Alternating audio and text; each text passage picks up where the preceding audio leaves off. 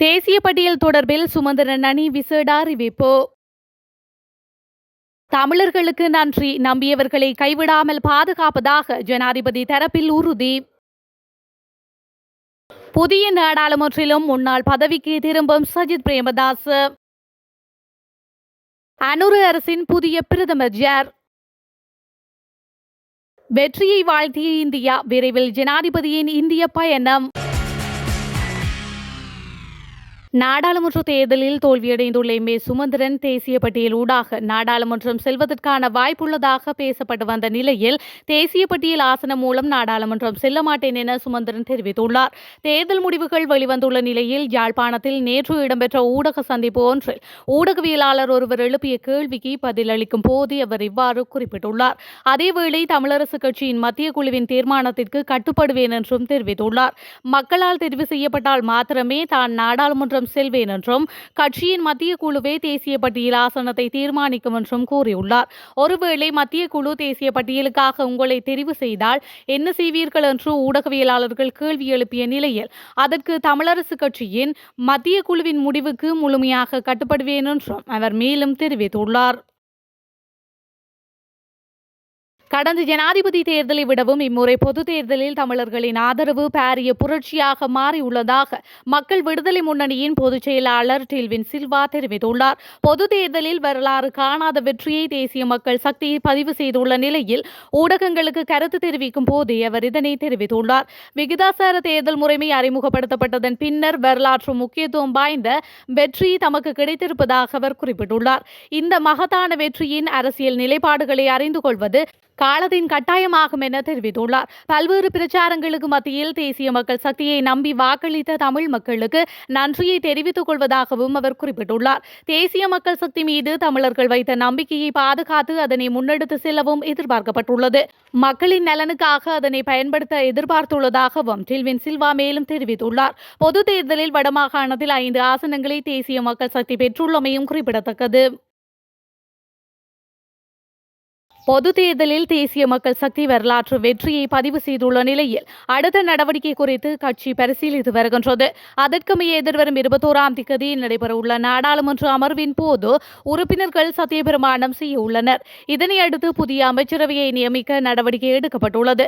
இந்த நிலையில் புதிய அரசாங்கத்தின் பிரதமராக தற்போதைய அமைச்சரான விஜித ஹேரத்தை நியமிக்க வேண்டும் என கட்சிக்குள் கோரிக்கைகள் முன்வைக்கப்பட்டுள்ளதாக தகவல்கள் வெளியாகியுள்ளன. தற்போது வெளியான விருப்பு வாக்குகளின் அடிப்படையில் கம்பஹா மாவட்டத்தில் அதிகூடிய 7,16,715 வாக்குகளை விஜித ஹேரத் பெற்றுள்ளார்.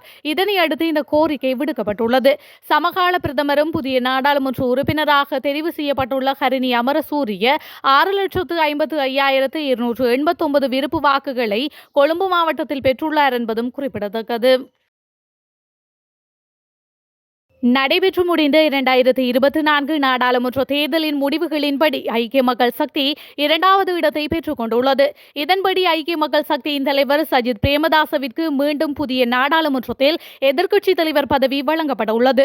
முன்னைய நாடாளுமன்றத்தில் அந்த கட்சிகளை பிரதிநிதித்துவப்படுத்திய பெருமளவிலான நாடாளுமன்ற உறுப்பினர்கள் இம்முறை நாடாளுமன்ற தேர்தலில் தோற்கடிக்கப்பட்டுள்ளனர். இந்த நிலையில் ஐக்கிய மக்கள் சக்தி 19,68,716 வாக்குகளை பெற்று 35 ஆசனங்களையும் தேசிய பட்டியல் ஊடாக 5 ஆசனங்களையும் பெற்றுக் கொண்டுள்ளது.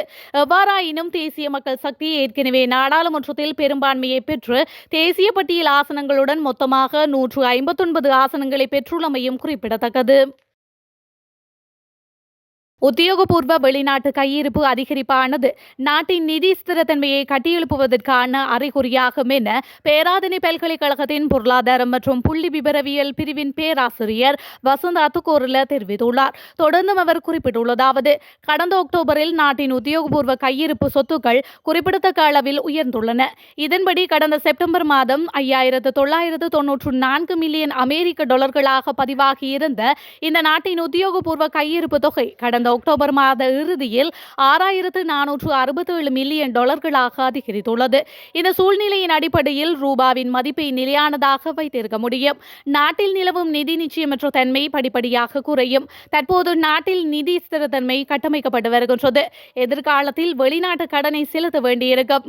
அத்தகைய கடன்களை செலுத்துவதற்கு நாட்டில் நிதி ஸ்திரத்தன்மை மிகவும் முக்கியமானது என அவர் மேலும் தெரிவித்துள்ளார்.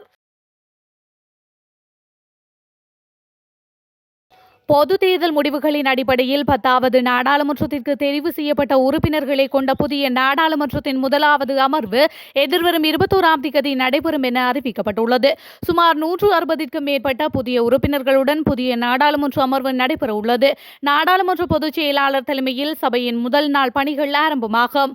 செங்கோல் வைத்த பின்னர் நாடாளுமன்ற கூட்டம் நடைபெறும் திகதி மற்றும் நேரத்தை நிர்ணயம் செய்து ஜனாதிபதியினால் வெளியிடப்பட்ட விசேட வர்த்தமானி அறிவித்தல் அன்றைய தினம் முதல் பணியாக பொதுச் செயலாளரால் சபையில் சமர்ப்பிக்கப்படும். பின்னர் அரசியலமைப்பின் உறுப்புரை 64 1 மற்றும் நாடாளுமன்ற நிலைய கட்டளைகள் 4, 5 மற்றும் 6 விதிகளின்படி சபாநாயகர் தேர்ந்தெடுக்கப்படுவார். சபாநாயகர் சத்தியப்பிரமாணம் செய்து கொண்டதன் பின்னர் உறுப்பினர்கள் உத்தியோகபூர்வ பிரமாணம் அல்லது சத்தியப்பிரமாணம் செய்வார்கள். அதனை துணை சபாநாயகர் மற்றும் துணைக்குழு தலைவர் ஆகியோர் ஏற்றுக்கொள்ள வேண்டும் என்பதும் நடைமுறையாகும். தேர்தல் வாக்களிப்பு மூலம் 196 உறுப்பினர்களும் தேசிய பட்டியல் மூலம் 29 உறுப்பினர்களுமாக மொத்தம் 225 உறுப்பினர்களை நாடாளுமன்றத்திற்கு தெரிவு செய்யப்படுவார்கள் என்பதும் குறிப்பிடத்தக்கது. முன்னாள் நாடாளுமன்ற உறுப்பினரான மெனோ கணேசனிற்கு தேசிய பட்டியல் ஊடாக உறுப்புரிமையை வழங்க ஐக்கிய மக்கள் சக்தியின் தலைவர் சஜித் பிரேமதாச தீர்மானித்துள்ளதாக தகவல்கள் வெளியாகியுள்ளன. இலங்கையின் 10வது நாடாளுமன்ற தேர்தல் 14/11/2024 நடைபெற்றது. 160 நாடாளுமன்ற தொகுதிகளில் இருந்து 196 பேர் நேரடியாகவும் 29 பேர் தேசிய பட்டியல் ஊடாகவும் நாடாளுமன்றத்திற்கு தெரிவு செய்யப்பட உள்ளதுடன் 17.1 மில்லியன் மக்கள் இம்முறை வாக்களிக்க தகுதி பெற்றிருந்தனர். கொழும்பு மாவட்டத்தில் ஐக்கிய மக்கள் சக்தியின் சார்பில் தமிழ் முற்போக்கு கூட்டணியின் தலைவரும் முன்னாள் நாடாளுமன்ற உறுப்பினருமான மெனோ கணேசன் போட்டியிட்டு தோல்வியடைந்தார். இந்த நிலையில் மெனோ கணேசனுக்கு தேசிய பட்டியல் ஊடாக உறுப்புரிமையை வழங்க ஐக்கிய மக்கள் சக்தியின் தலைவர் சஜித் பிரேமதாச தீர்மானித்துள்ளதாக தகவல் வெளியாகியுள்ளது. தேர்தல் காலத்தில் செய்து கொள்ளப்பட்ட ஒப்பந்தத்தின் அடிப்படையில் இந்த தேசிய பட்டியல் பதவி வழங்கப்படுவதாக மேலும் தெரியவந்துள்ளது.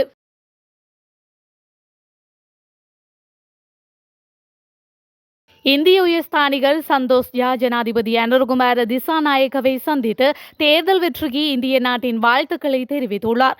ஜனாதிபதியை சந்தித்து தமது வாழ்த்துக்களை அவர் பரிமாறிக்கொண்டார். சக ஜனநாயக நாடாக இந்தியா மக்களின் ஆணையை வரவேற்கின்றது என்றும் இலங்கை மக்களின் நலனுக்காக இருதரப்பு உறவுகளை மேலும் பலப்படுத்த உறுதி பூண்டுள்ளது என்றும் இதன்போது சந்தோஷ் ஜா தெரிவித்துள்ளார். இலங்கையின் வரலாற்றில் விகிதாசார பிரதிநிதித்துவம் அறிமுகப்படுத்தப்பட்ட பின்னர் தனி கட்சி ஒன்று 3/2 பெரும்பான்மையை பெற்றிருப்பது இதுவே முதல் தடவையாகும். இந்த நிலையில் ஜனாதிபதி அனுரகுமார திசாநாயக்க தமது முதலாவது உத்தியோகபூர்வ பயணத்தை மேற்கொண்டு இந்தியாவிற்கு செல்வார் என்றும் எதிர்பார்க்கப்படுகின்றது. இதற்கான அறிவிப்பு விரைவில் வெளியாகும் என்றும் அரசாங்க தரப்பு தகவல்கள் கூறுகின்றன.